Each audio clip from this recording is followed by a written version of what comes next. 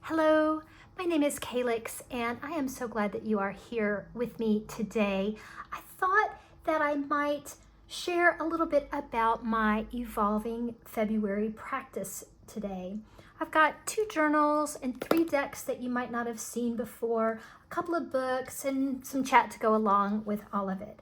So I'd love it if you join me, and please leave me a comment at any point as we're going along about your February practice and what you are thinking of, and also how February is treating you. So for me, February is a little bit mixed up. It's a little bit dark, but then it's a little bit sunshiny. I live in the south of the United States, southeast of the United States, and so it's late winter, not quite early spring, but we have some warm days, like seriously warm, like 70 degrees, and then it'll plunge back down with this polar vortex that's expected. We are expected to get 7 inches of snow. We haven't had 7 inches cumulative in the last couple of years, so this is, who knows. So again, February is really mixed up. In addition to just the weather and the sort of energy of spring about to come out and then going back in, I also have some personal grief that comes up for me in February. And then I think right now there's some collective grief and stress, at least in my community, about how things are going out in the world. So I kind of want to talk about how to lean into that. And that's what I do. I lean in, I connect to practices that are healing and are expansive, but also quiet, because that's kind of what February is to me. So it seems like the world is quiet mostly, even with the sunshine days. Things aren't loud the way they are in full-on spring, and particularly if we then get snow, it definitely gets quiet. So some great things about quiet are it's a really good time to journal. So that's the very first thing I do. I just journal my face off. So let me get some of this out of the way, and we'll talk about some journaling. And I'll just show you, I'll just flip through. I've got 2 journals here, and I'll talk about my practice. This first one is, it's a sort of highly stickerized ritual planner. Let me see, maybe I have to back up a little bit to get it all the way in the frame. Ritual planner, and I love something when I put stickers on it. And what this is this is a planner that has like a monthly view. Let me see if I can get it all in frame. It's very big, you all. This is like a full US letter size layout. So it comes with a monthly view with notes and all kinds of stuff about astrology, transits and stuff. I don't really know very much about that, but I love all the lunar calendar, and then it's got the full moon and the new moon, and then for each month it has a spread where you can like do a habit tracker, you can have goals, you can have some visioning on how you want to feel, what your priorities are, some intentions that you want to set, and then you can add some highlights. You can do a month ahead spread and put your card and journal about it. It has categories set for you, and then for each week it has a layout. So it's mine, at least, I don't think there was a choice, but maybe there was. I always pick a Monday start. So there's a Monday through Sunday, week by week, and it tells you up at the top left what week it is. You can put some affirmations. You can do a 3-card draw for the week, write out the message from it. You can do a card a day. I ordered specifically the 1-card draw. They do actually make one that's got a 3-card tarot spread per day, but I am still at the point, for all that I have been studying tarot for a very long time, decades, and I talked about that in my last video, which was about my journey with tarot, so you can check that out if you want to hear more. But I'm new to practicing, so because I'm new, I'm still doing the sort of basically vocabulary studies of 1 card a day and just working with that and seeing how it layers with my experience. And then anyway, back to this journal, then you have a full moon spread with some questions, and then back to the week to week. And then if there's a new moon, you have a new moon spread that I can see here.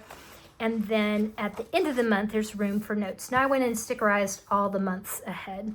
So that's how it comes laid out. And at the very beginning, well, it's hard to kind of see because I've already adjusted mine. I put stickers and I highlighted, and I have a hard time with faces looking out at me, so a lot of times I have stickers over faces.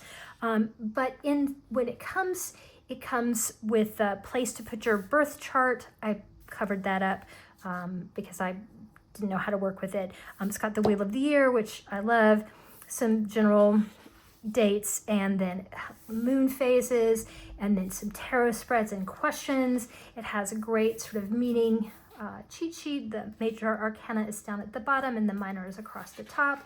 Then it has some more astrological pieces. Again, the astrological as it relates to tarot is down over here. And then I sort of it doesn't come with December. I made that up for myself. I just glued in, I Xeroxed a head page and just glued it to that page that you're supposed to put your birth chart on. Then it does have room for a year ahead spread, which I did, and I have been looking back at it as we go along, where we've done, energy for the whole, and then January and February. And then again, for each month, what I'm doing is I do my draw and then I write the keywords up at the top just to kind of help, again, like vocabulary studies, reinforce that for myself. And then we get to the month part, and you can see I don't really stick to how they have you do it. I tend to use a lot of stickers. I use some whiteout if it's not a topic I want.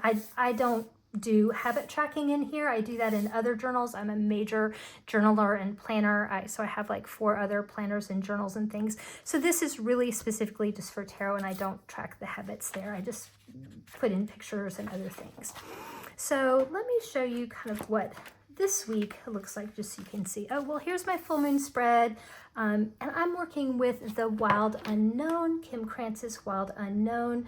I have both the full size and the pocket, but I use the pocket usually as my daily draw, and I look at it, and then I put the full size up on my altar, and I have them, I don't know if anybody else does this. Again, I'm new to the practicing, and I only discovered Tarot Tube in November, and I haven't heard anybody else talk about it, so maybe this will sound silly to you, but I think of my pocket deck as like the little rover, and the big full-size deck is like the mothership.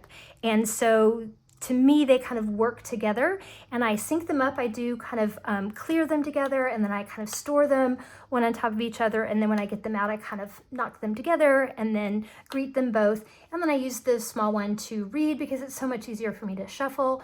And then I put the corresponding card that I pull on my altar from the big deck. So that's just how I work with it. I would love to hear how you work with it. If you have 2 versions of the same one or 2 different sizes, I would love to know if you think of them as 2 totally separate decks with separate personalities and ideas, or if you get totally different readings from them, or kind of how that works. Anyway, back to the journaling. So my daily journaling looks a lot like, so this is just the beginning. So today is the 17th of February, and I just started up here. Up at the top, I usually, instead of putting, well, I guess it's an affirmation, I usually use a quote. I have this wonderful book by Molly Reamer. She is from Bridget's Grove on Etsy. I will put that in the description box, and she makes these wonderful story goddesses. They come in all different colors, and there are some mini ones too, and then they have different patterns here. This is the labyrinth one, and she just sits on my desk with my devotional, and so I get a lot of wonderful rituals. There's prayers, there's poetry, there's, it's a devotional book, so there's an in-book invocation that was lovely. So anyway, so that's usually I do that up at the top for the week.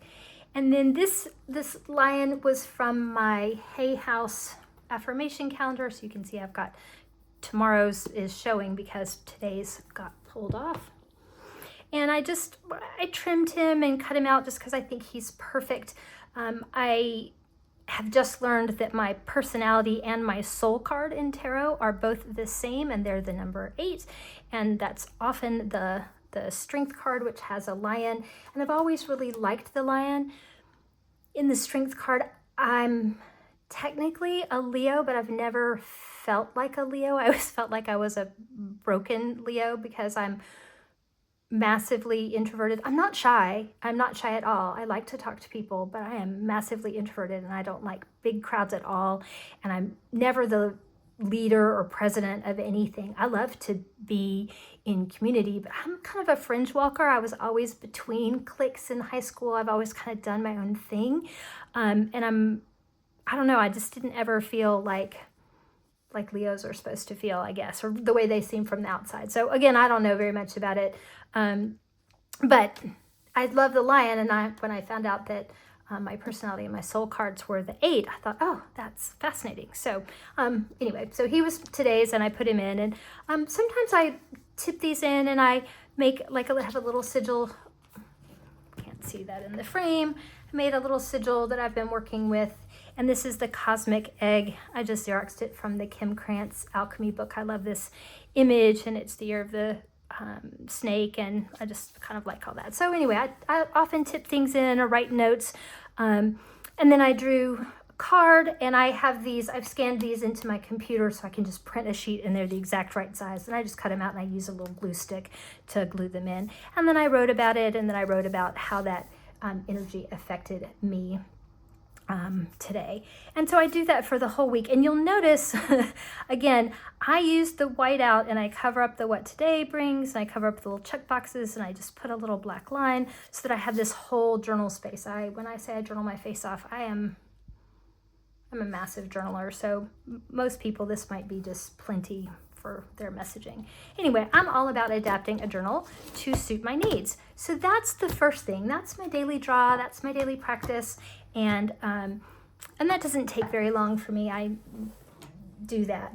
My second February practice is that I and this may just be this February, it may not be a forever February practice, but I just learned about doing a bonding spread with your decks as you get them, and I didn't know about that, so I hadn't done that before. I mean, I've bonded with my decks. I put a special oil on the back of my hands, and I light a candle, and I set out a special cloth, and I talk to my decks, and I get to know them. I study them, I write about them, I Xerox them, I color pictures. I've done all that kind of stuff. I just didn't know about doing basically a welcome in spread or getting to know you kind of spread. So I ran across that, and I think it was Shanna D who showed that she did her spreads, and she wrote them out, and she kept them in the box with her cards. And I thought, oh, that's kind of cool.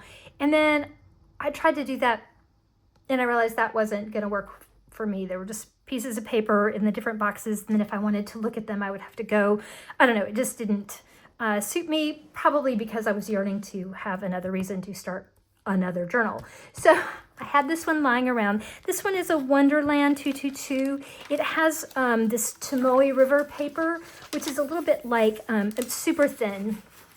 So if you aren't in the planner community or stationery snob like like I am, not really a snob, I just love all kinds of different papers. This one's really thin, and so that is a feature, not a bug. And you'll see that kind of when you write, there's some ghosting on the other side, and you can't feel it the way I can, but it's kind of a little bit bumpy from writing. And I'm a neurospicy person, and the tactile part really suits me. So this, and it's really lightweight, so these pages are really thin, but they do, if you kind of see, they do get a little wrinkly when you glue things in. Again, for me, I like the texture, but you could use anything. I mean, I have my sort of regular journals, like I do, like this is just a composition notebook that's just got lines, and I have a bunch of those lying around that, sometimes right before school starts, you can get those for like 80 cents or something. So anyway, back to the journal. So this is what I decided to do, is have a whole welcome aboard journal, where I would, when I got a deck, then I would do the spread and I would record it in here. And aren't these stickers great? These are the element stickers. These are from Dandelion Diaries, and I'll try and put her link. She actually has a very cool YouTube channel, and she makes stickers, and so these are all 5 of her stickers, this storybook with the stars coming out and these elements. And I just have a Midori plastic cover on it, and I've just got some little funny pictures tucked in. And I have a good friend, I love stickers, and my friends know that, and my one of my besties gave me a whole roll of gold stars, because we're always kind of teasing about when we are adulting and something's hard and then we give ourselves gold stars. So they literally gave me gold stars, a whole roll of them. Anyway, so this particular, it's just a little notebook. It's kind of got these blank pages, but at the beginning it has a key and an index. So if I get around to it, I'll write the name of the deck and what page. Maybe I'll put more information, but so far I didn't do that. And then I copied this spread, and I didn't think about putting who this was. This might be from Season of the Witch, from the beginning, because I think that was one of the places I saw that. So I put this in. Does I actually say? Did I write it down? Oh, yeah, Season of the Witch, Imulk.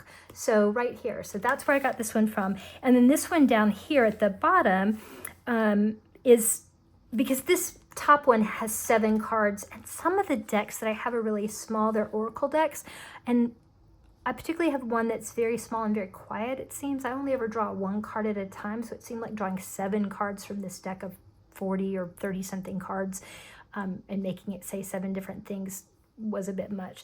So and just with oracle decks in general, I don't know, it just seemed. So this one is just 4 cards, and it's sort of like you, me, us, and then where should we begin? And then of course I narrowed it down to just 1 for one of them. So so that's what this is. And then I just go in and I do this spread, and I take a picture and then print that out on my printer. I take a picture or pull actually from the press website of the deck, and I put that in, and then I write out my spread. I write out any notes, and I've just done that. Now again, because I didn't know to do it, I haven't been doing it as I go along. So some of these decks, like the Wild Unknown Tarot, I've had since 2017, and it's really like my best friend. So sometimes it feels like we're having a slumber party when we talk. So I put these little stickers. This one's actually Scratch and Sniff. It smells like cherries. And I love to roller skate. So like this, totally everything about this is. And I do little tip-ins. And this is just a little extra place for me to journal that I left that space. This was a really fun reading. And I do different colored pens. I love to work with different colors. And I love these inner gel pens, and they're great because they're not that expensive, and you can get refills. I keep them in this little travel kit, so when I go to a cafe and journal or do spreads, I can just zip this up and carry it with me. And I actually tuck my little goddess on the go right in there, and we're ready to go. So that's just that's where I get all these colors, is from those inner gel pens. And what's great is that they come in a 0.7, and they also come in a 0.5. This is a gridded little journal. It's one of the reasons I like it. I don't know if you see the little grid. So the grid kind of disappears once you start writing, but it keeps your writing really smooth in there. So again, it's kind of fun when the cards are different shapes. I did this draw, but this alchemy deck she's a lot to work with. She's got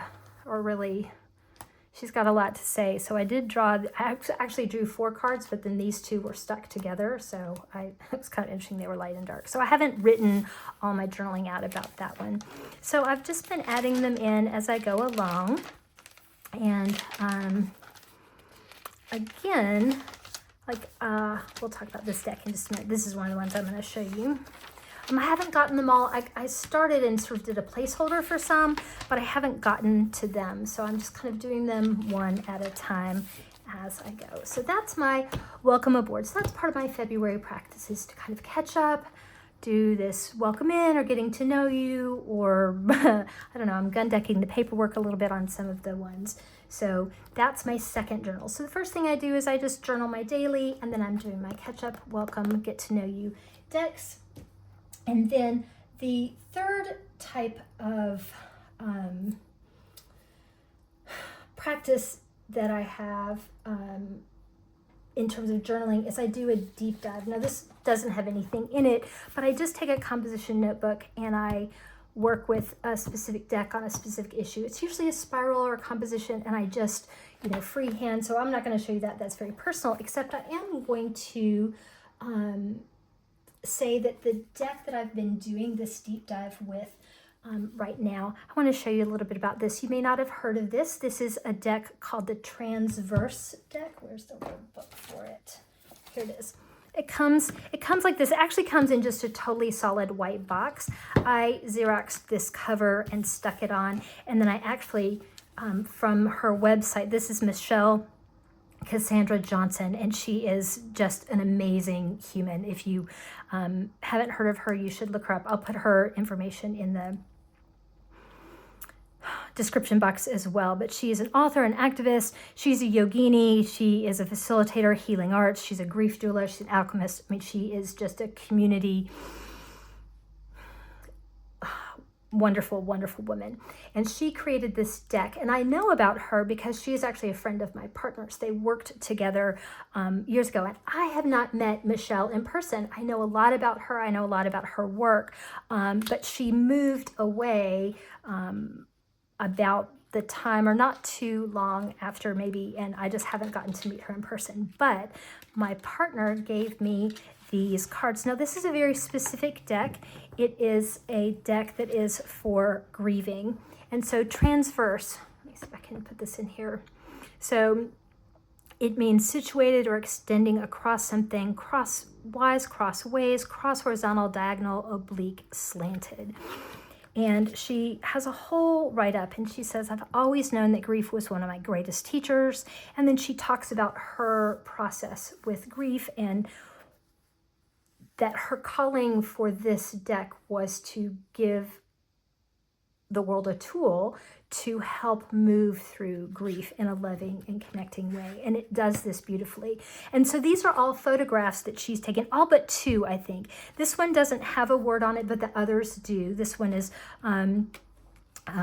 this one is sort of a signifier or a like altar, sort of the light and dark card. But then each one of these are photographs that she took. And there's a write-up on each one of them in the book, but they're also really open to your interpretation. So this one says patience. Oh, and I didn't show the back, but the back is just like the book. And ether, you are the spell. This one is actually my favorite, this inward. This is a labyrinth, and it's out in the woods, and we actually call it the magic forest. This is where I walk. This place is just incredible. And sometimes when the world is really lush, you can't see it from there. Are all kinds of trails that are out and around. So there are hikers, there are walkers, there are people with their dogs kind of all out in the forest. There are mountain bike trails, but there's room for everybody there. And then if you kind of make a little bit of a turn, all of a sudden you come across this open labyrinth that just invites you to walk and to spiral in, and it's really an amazing spot. So I've had some really incredible experiences here. So this card particularly just speaks to me. They're all beautiful though. So emerge, metamorphosis, look at that, holding that. Reflect, I've been to this lake too. Synchronicity, oh, I love these really showing. See the little drops on the feather there. Medicine, spirit guides, the only way out, right? The only way out is up. Nourish, loss, and transverse, right? This is the whole theme of the deck. Fire and balance. Look at that. You can see the prism, the colors, the rainbow right there with the light and the rain and the balance. And this wave from the coast there. Nature, I got this card the other day. It was really powerful. Actually, these two came in conjunction. This nature, which is sort of like being true to your own nature, authentic, and then crack open. It was just acceptance. That was a good next card. Ancestors, if you're doing ancestor work, or having them come in to help you with your grief and healing. Begin again. Light. Look at that light coming in through the trees. Listen. Looks like a egret or a blue heron or something. Divine timing. Love. That looks like it's in a tree. Strength. Look at this. Again, I always pay attention to the strength cards. Unfurl. Ritual. Air. I love this air card. She does great work with feathers, and the air suit is actually the one that's the most challenging for me. So I really appreciate when someone facilitates using that. And then earth and regenerate, remember, water. Oh, look at this little ladybird. Lesson, grace. Oh, look, you're right in there in the center of the blossoming flower. Transmute. Look at her hand holding that. Death. As above, so below. The sacred spiral. That's such a beautiful image. Transition. And then faith, whatever that is for you. So this deck has been really powerful and gentle in my February practice as I have been using it. And she has some, let me show you. For each one of the pieces, not a very big, it's not, you don't have to do a lot of work, right? You've got the keyword on the card, but there's a little bit more here, and then there's a mantra for each and every card. So I've been journaling with the mantra, and I've been journaling about the image, and it's just brought me a lot of peace and comfort in this February time. So that is my that's all my journaling, right? So that's 3 different ways that I journal. The second practice, aside from journaling, that I do, and sometimes I journal a little bit in conjunction with this, but the second practice is napping. February just seems like a really good time to take a nap. And in fact, actually, I have a deck for that. And you may have seen this one. This one is probably, she is a New York Times bestseller. This is by the Nap Ministry, and the book is by Tricia Hersey, I think she says. So Rest is Resistance. It's a manifesto. And then these cards are in these really wonderful colors, and these are affirmation type of cards. Naps are a portal to healing dream space. But then on the back, it talks about what that practice is. I trust myself more than capitalism. And so then it talks about the pull of the culture. And so this is, she lists it as 50 practices to resist grind culture. So it's a restorative practice. I will do less, watch me thrive. And then you can dive deeper. So sometimes if I still have a journaling energy, I pull a card and I journal about it. Sometimes I just pull a card and I put it on my bedside table, and I just snuggle up with my little dogs and my comfy blanket, usually some tea, some hot peppermint tea or something like that. And I just nap. I look at the watery, thin light and I just nap. But I highly recommend this book and this deck particularly. I think if you're not into reading a whole book, this deck is super. So that's my second practice, is napping.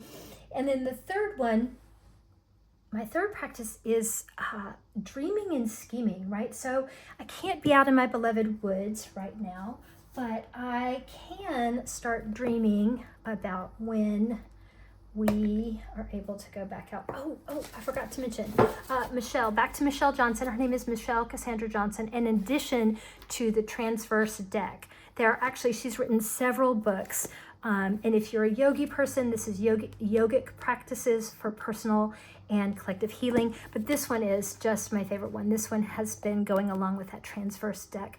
And it is about rituals and practices for building community and connection. I can't believe I forgot these in the journaling section. Ugh, shame on me. Because this is actually, in addition to the transverse deck with the mantras, I have been using her journaling prompts and storytelling and noticing is a magic tool, just the act of noticing. So this is tremendous. Again, I'll put her information in the description. So, all right, now I think I'm back on track. So my third practice is, and I have a deck for this practice too. This is dreaming and scheming. There's an artist that you may or may not have heard of. Where did I just put my welcome aboard journal that I was just showing you? Oh, it's under here. There's an artist, and her name is Niki de Saint-Phalle. Sorry, I put things on my computer over there. And Niki de Saint-Phalle was an artist back with like Jasper Johns and all of those, Jackson Pollock and who else was in that crowd? Anyway, she was this feminist and artist, and she's amazing. She's one of my very favorite artists. I loved her. I found her in the 80s. And the reason I have a perfume bottle and this makeup here is because in the 80s, she was so committed to her work, and she had this vision of designing this giant life-size tarot garden with sculptures that were big enough for each one of the major arcana had a sculpture, and some of them you would walk through or go into. In fact, the Empress, she actually built and lived in, and she was inspired by Gaudi and the Spanish artists that you may know, lots of incrustation and grottos and mosaics and things. So her style was amazing, and she decided she didn't want to have to get patrons or donors, and she created a company, a makeup and perfume company, to fund her art, her tarot garden. And so I found out about this in the 80s, and I bought some of this makeup, and I have to show you because you can tell it was from the 80s. I didn't wear it even then. I wore a lot of things, but these are some of the colors that were. These are supposed to be eyeshadows, and it came with little brushes and things. I lost the brushes, or they disintegrated.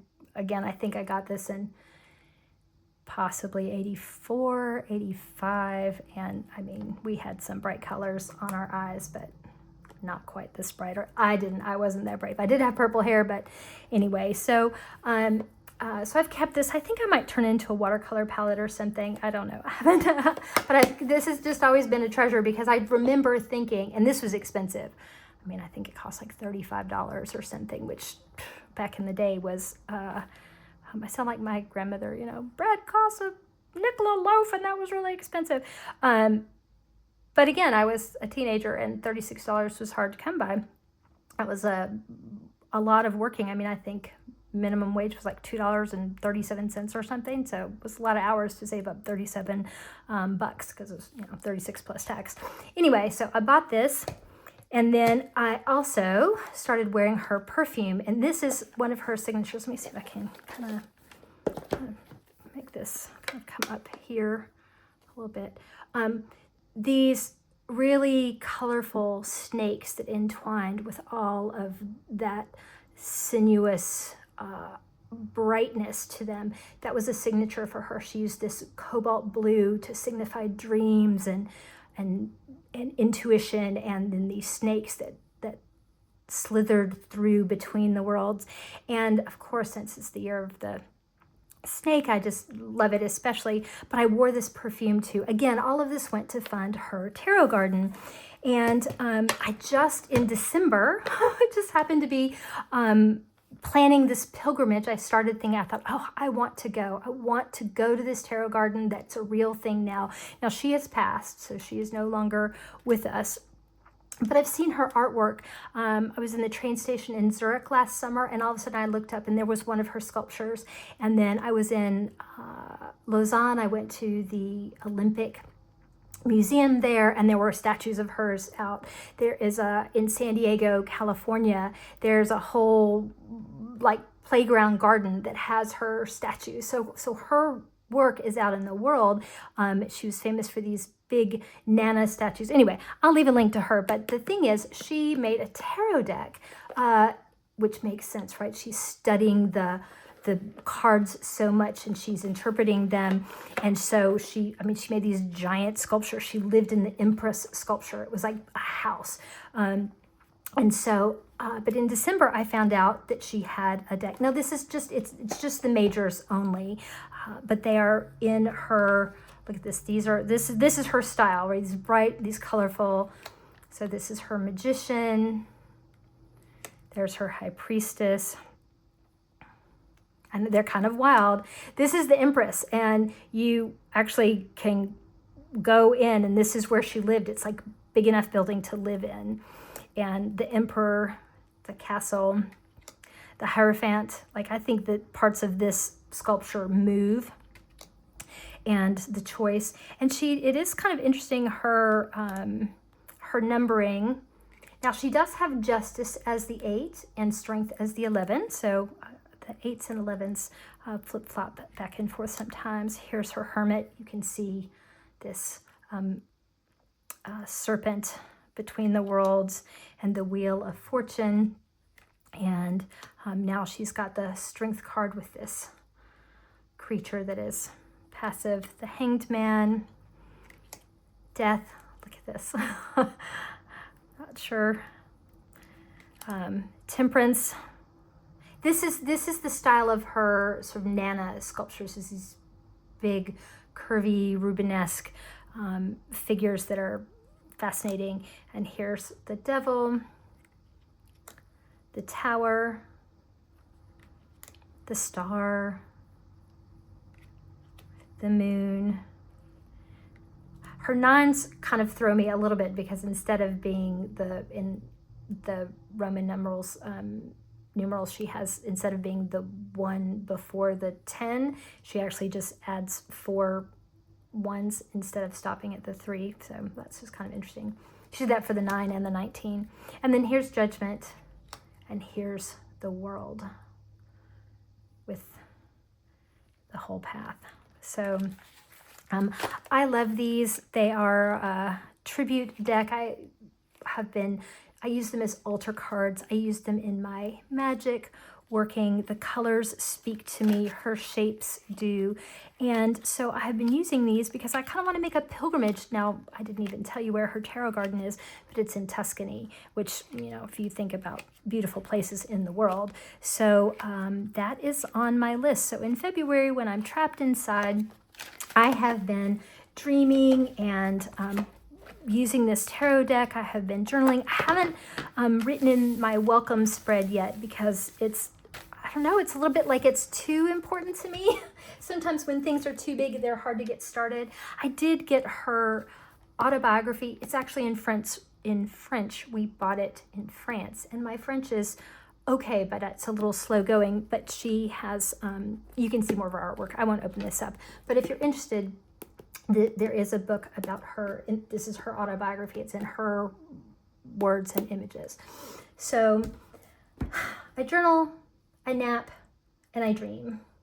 So those are my February practices, and I really thank you for being here and for sharing with me and hearing my thoughts on what I'm doing to keep going, and to actually do more than keep going. I really want to thrive, and I think that sometimes that is about listening and aligning myself with the natural rhythms of the world. And February for me is a lot of be quiet, but also be ready. Start getting ready for March, which is gonna break open, and do your work. This is a good time for for doing work that maybe some shadow work, maybe some grief work, things like that.